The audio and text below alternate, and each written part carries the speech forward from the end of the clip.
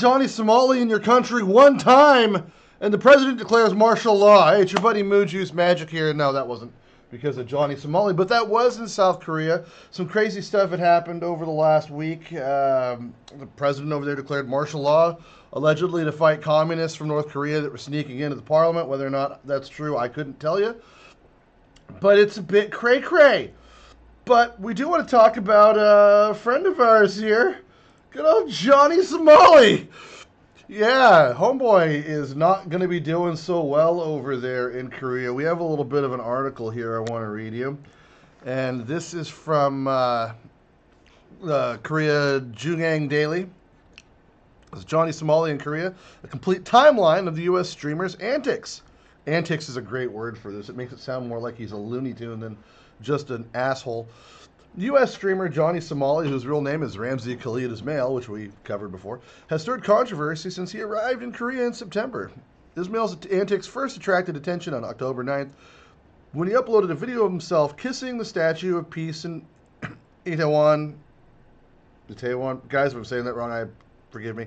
Yongsan District, and performing a lewd dance in front of the monument. The statue symbolizes the tens of thousands of women forced into sexual slavery by the Japanese military during the 1910-1945 Japanese colonial rule over Korea, referred to as comfort women. This we've talked about before.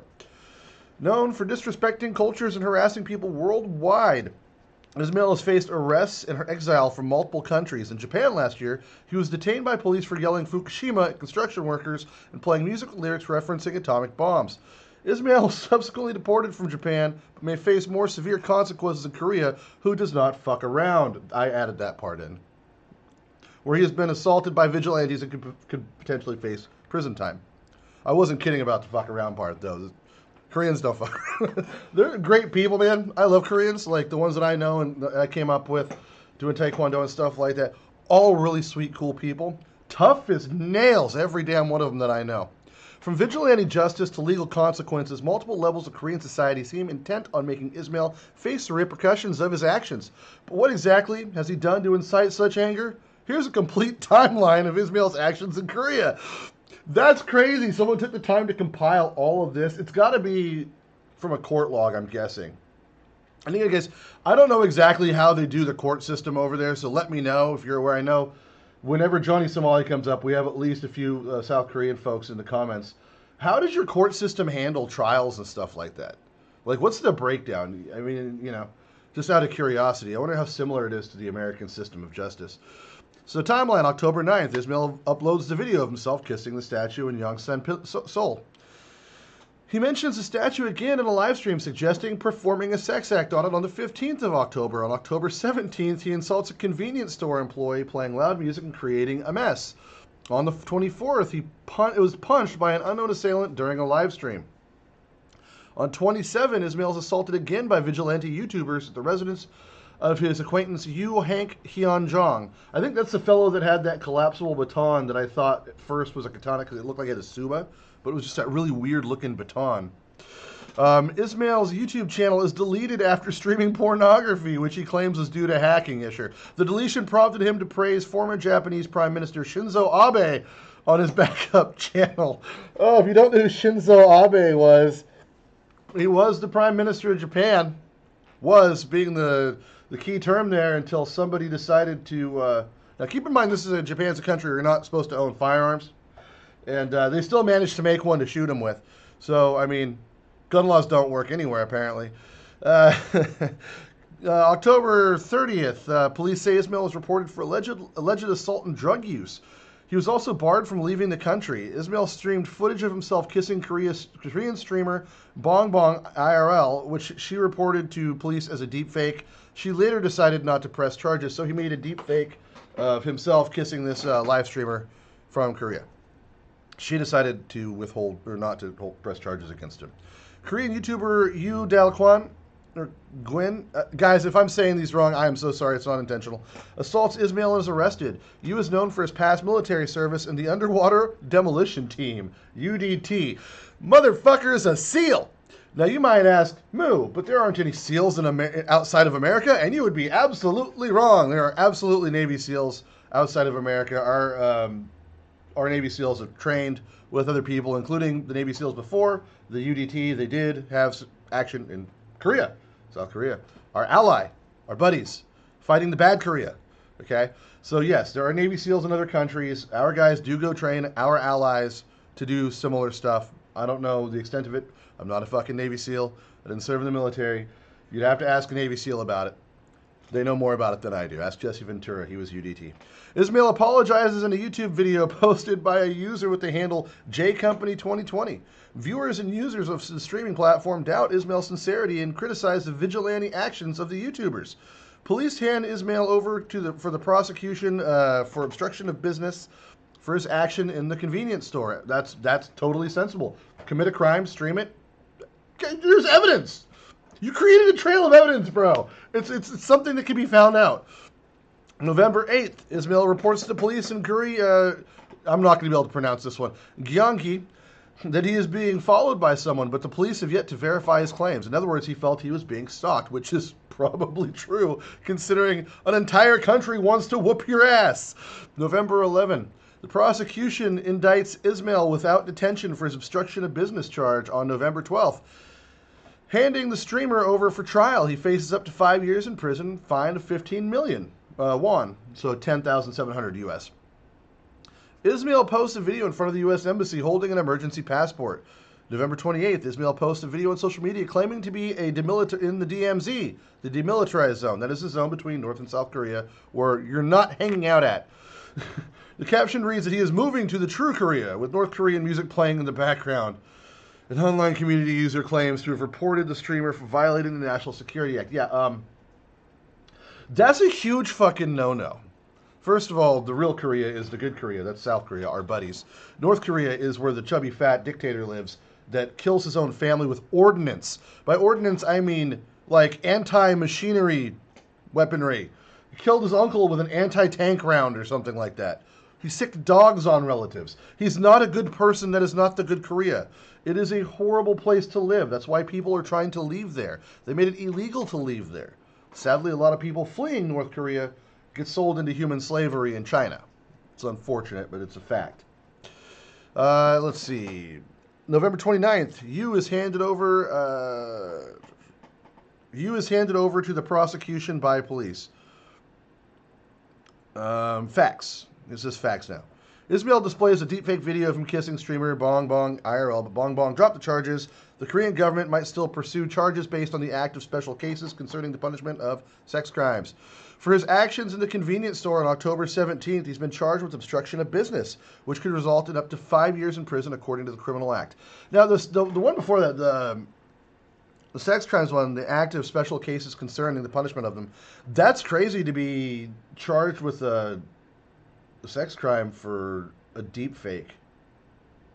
I mean, that's some slippery slope, I think, in America anyway. I don't know about it. Obviously, Korea's going to be different, but I don't know if I'm on board with that. Just hear me out. I know he posted a video of him doing it to somebody else who's a real person, so that's the questionality, I'm sure. But what if somebody else made that and he just reshared it? You know, deepfakes are a weird thing, man. For his actions in the convenience store on October 17th, he's been charged with obstruction of business, which could result in up to 5 years of prison. So he's looking at a lot of time right now, just according to this. Now, unsubstantiated claims. Ismail claims to currently be in possession of an emergency passport, but it's uncertain whether he can leave the country, as he's been banned from doing so by the police and is facing trial. He appeared to show the emergency passport in a video posted on the 12th, but it's not yet to be confirmed. Now, the way that works, if you have an emergency passport, it's usually if you lose your passport. If he wants to get out of South Korea and the American government's willing to do it, and he's been barred from leaving the country, he's going to have to either find a way out to be smuggled out, or he's going to have to get okay from a U.S. embassy where the U.S. government will cover it. And we're not going to do that. I don't believe the U.S. government stands up for Johnny Somali. Biden did just pardon a sex criminal from China. So maybe. Maybe. I don't know. Hopefully we don't use our tax dollars to get this asshole back. If you're committing crimes in another country, and you're there to commit crimes and be an asshole, you absolutely should be incarcerated in that country as an American citizen. I'm just going to say it. Now, if you're in a place where you're being hassled because you're an American citizen, then no, I don't agree with that. This guy is obviously intently out there to be a jerk to other countries and other places. He should absolutely be spending time in a Korean jail cell. Sorry, it might be an unpopular opinion to his fans out there, those that want to glaze him. I'm not going to do that. He's a douchebag. And in the picture I have up on the screen of him, this is him prepping his prison mouth, in case you're wondering. I don't know if that's true, but we might as well. Media reports claim that Ismail was reported to police for drug usage, assault, and making the deepfake videos without consent. It's not been verified whether he's been officially charged with these crimes. Well, we know he hasn't with the deepfake one, unless that other court takes it on. Drug usage can result in fines of prison, depending on circumstances, according to the National Narcotics Act. Or the Narcotics Control Act, sorry, not the National Narcotics Act. Narcotics Control Act, while assault can lead up to 2 years in prison according to the Criminal Act. Violations of the deepfake laws can carry up to 3 years in prison according to the Act on special cases concerning the punishment of sex crimes. Ismail was reported for violating the National Security Act according to a user in an online community, Bobe Dream, whatever that means. If charged, it's likely to be for praising or propagating the activities of an anti-government organization, which could result in charges carrying up to 7 years in prison based on the National Security Act.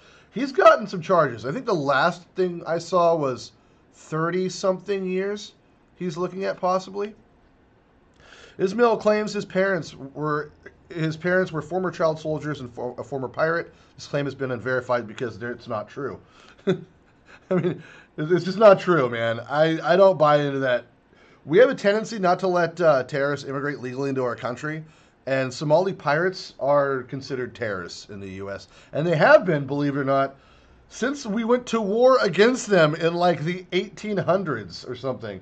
There was a pirate war in America where one of the presidents went to war with pirates, and Somali pirates are part of that community, I believe. I'm probably wrong. It could just be different pirates. There were more pirates back then than there are now. False claims. Due to his name, some speculate that Ismail is Somali. No, he's not, guys. Sadly, I mean, I wish I could say he was. His dad's Somalian. He's not. He's an American citizen. Rumors that all of Ismail's charges were dropped have circulated in online communities. None of his charges were dropped as of Friday morning. One set weren't pressed, and that's just because of the gal not wanting to do it. False information about Ismail facing charges for performing sex acts on the Statue of Peace is prevalent in online communities. Ismail has not been charged for his acts on the statue and is currently charged with obstruction of business for his acts in the convenience store. So they're not so crazy as to say, okay, you touch the statue. Yeah, it's in terrible form. It's disgusting. You're going to raise the ire of the people of South Korea, which is what you've done that really screwed you over, Johnny, was you pissed off fucking everybody by doing that. You don't have any fans left in South Korea. But he does this because he has no respect. I wonder if this guy is just so used to getting his way that's just... I mean, maybe he sees guys like Hassan Piker that just are total scumbags and should probably be investigated for, being basically an assistant to terrorism. Not going to pull any punches with Hassan. But Johnny Somali here, I mean, he's done acts that in America you'd be arrested for and prosecuted for. You can't go around and yelling about bombs and shit. You can't. Not even here. It's not covered under freedom of speech. I don't know what the Constitution of South Korea is like. I'm guessing it's not any freer than ours. I'm just going to throw that out there. I mean, it sounds like a pretty common sense place for the most part. You have to understand there's different cultural aspects there that come into play here. Now, with Johnny, I don't know, man. I've heard other people suggest that he's going to get up to life in prison. I don't see that happening. That said, with him getting video at the DMZ and saying that he's going to defect to the true Korea, being North Korea, and then everything that went down with the president and the whole martial law thing. That's another interesting thing, guys. If you're over there, let me know what you think about the whole martial law situation that went down. Do you think your parliament's infested with communists from North Korea? Like your president does, apparently? I did see the opposition party leader come out and make a video that he used some interesting terminology that's very communist. I'm not gonna lie. The terminology used, if you're a nationalist, you could hear it and say, okay, that sounds right. What he's saying is absolutely right. But what he said was like, the people this, the people that. And the way he was saying it was very communist undertones. I'm not trying to instigate. I don't know the guy's politics. I don't know that much about it. I'm just saying, as someone who has to deal with communism on a daily basis in America, I live in the People's Republic of California, not in the United States of America. I know there's a differentiation when it comes to California, guys. It's not my fault. I didn't vote that way. Anyway, let me know what you guys think about this whole Johnny Somali thing. Are we still worried about this guy getting loose and going to the next country to spread the cancer that is his existence?